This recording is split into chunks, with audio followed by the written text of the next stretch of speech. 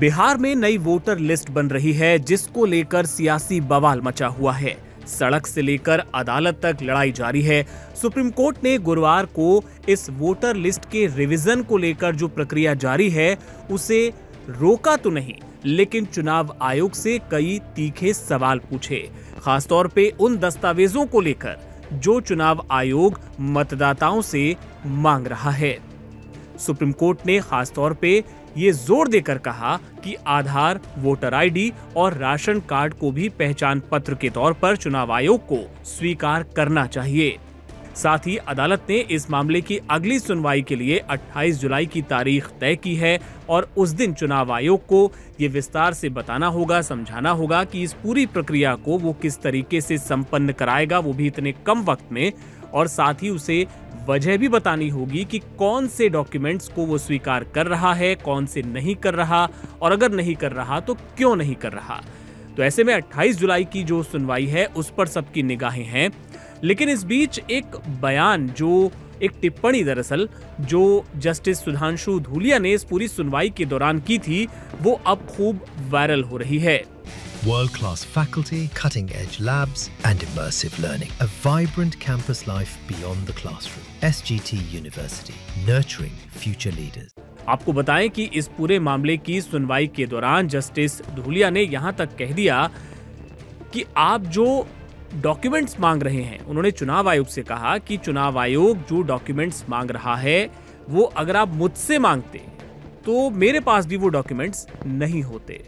जी हां, जब जस्टिस धूलिया ने इस तरह की बात कह दी, उसका हवाला देते हुए अब लोग सोशल मीडिया पर लिख रहे हैं कि जरा सोचिए कि ये काम वोटर, एक गरीब वोटर जो समाज के जो निम्न तबके से जो आते हैं, जो रोज मजदूरी करके अपना पेट भरते हैं, वो लोग वो दस्तावेज कहां से जुटा पाएंगे अगर चुनाव आयोग आधार को नहीं मानेगा, वोटर आईडी को नहीं मानेगा, राशन कार्ड को नहीं मानेगा, तो बाकी जो दस्तावेज हैं, मसलन इसमें कहा जा रहा था कि अपने माता पिता का बर्थ सर्टिफिकेट और इस तरह की और भी जो बातें थी वो सामने आ रही थी।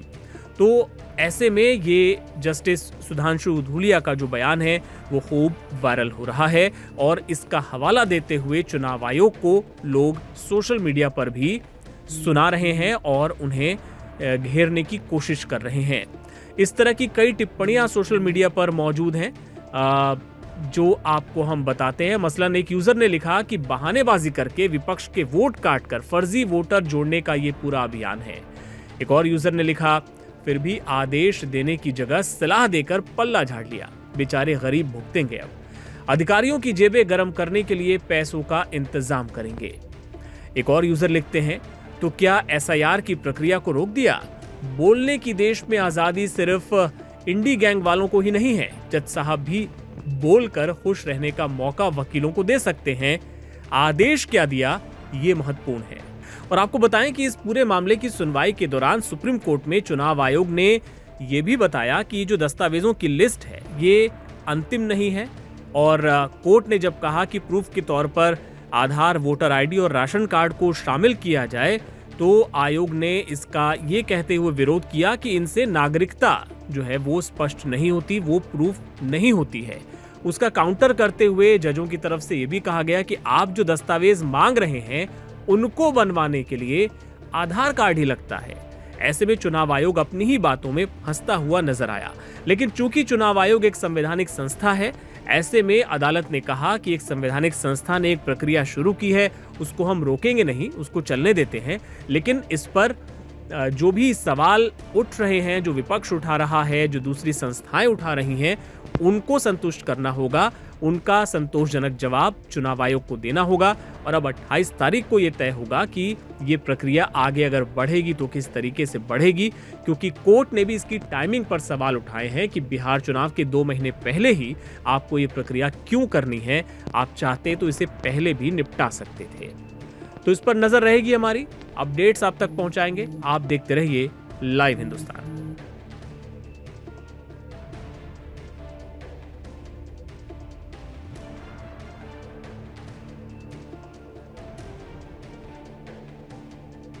जो चुनाव आयोग के सामने आपत्ति दर्ज की थी तेजस्वी यादव जी ने, इंडिया गठबंधन ने, उस पर एक तरह से माननीय सर्वोच्च न्यायालय ने भी चुनाव आयोग से यही सवाल किए हैं कि आखिर आधार कार्ड, राशन कार्ड, वोटर का जो पहचान पत्र था उसको मान्य क्यों नहीं किया गया है।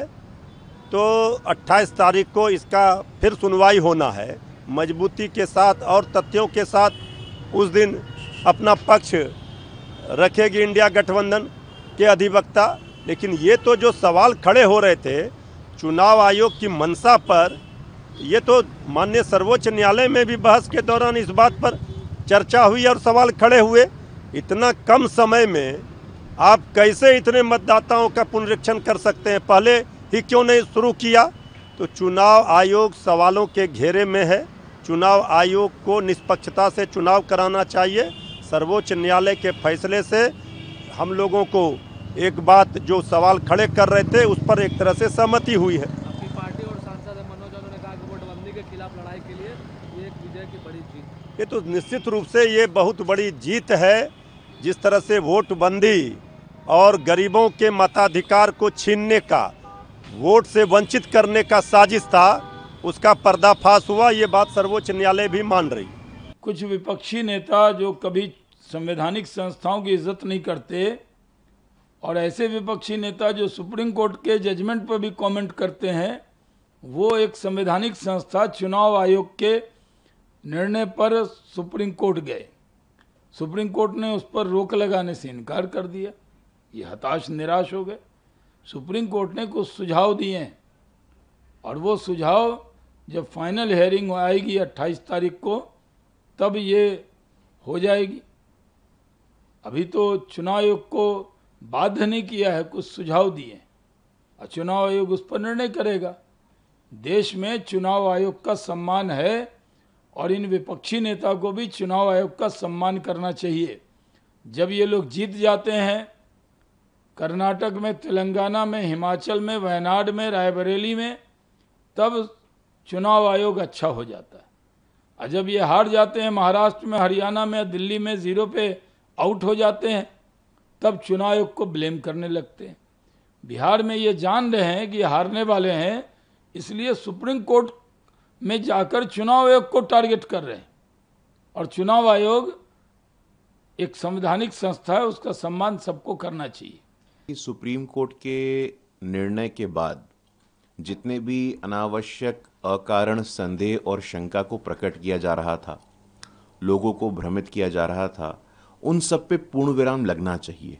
अनावश्यक आप देखिए, पिछले 1 महीने से संपूर्ण विपक्ष इंक्लूडिंग मिस्टर राहुल गांधी यहाँ आकर के चुनाव आयोग की स्वतंत्रता पे, स्वायत्ता पे प्रश्न चिन्ह खड़ा कर रहे हैं।